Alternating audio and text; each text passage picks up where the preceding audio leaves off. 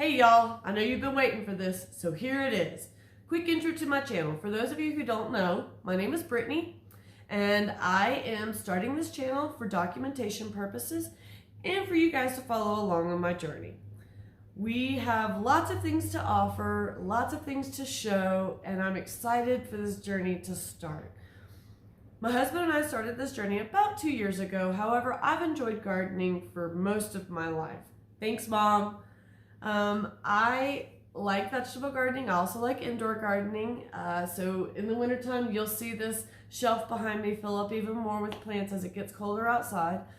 And that's the reason that I'm also wanting to do this documentation, is because we've lived in the San Luis Valley of Colorado for close to 10 years.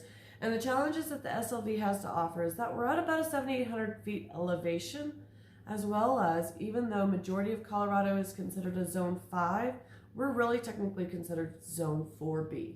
We have been known to hit temperatures of -20 and 30 in the wintertime, and we have a very short growing season. Usually you do transplants about second week of June, June 11th, a little bit sooner if it really seems like it's going to be a warm spring like it was this year. And then normally our first frost is about September 20th, but it has been known to snow in the first week of September.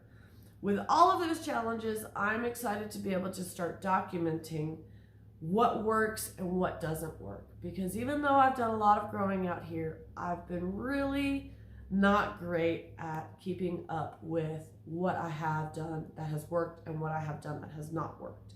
So now I'm going to be able to have this so that I can follow along, because I do start my planting indoors in about February before I get everything outside. And that's really challenging because tomatoes and tomatillos get huge before you get them outside. So I'm excited to be able to keep up with this, as well as things like my husband and I have made mead, and I make sourdough and kombucha and kefir, and I've had successes and failures with those as well. And it'll be really nice to be able to keep up with this documentation and know what's going to work and what's not going to work. I'm excited to show you guys the farm. We have turkeys and chickens and goats, and my Nigerian dwarf goats are my world now.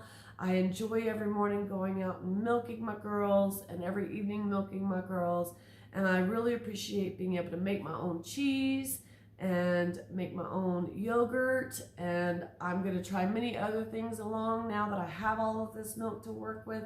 That's exciting. Quick note, this is not going to be the prettiest channel in the world. I am not the best editor. I don't really have time for editing.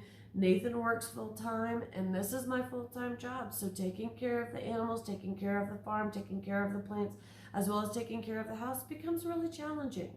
So I'm excited to share this life with you. I'm excited to share everything that I have to offer with everyone, and I'm excited for you guys to come along on this journey with me.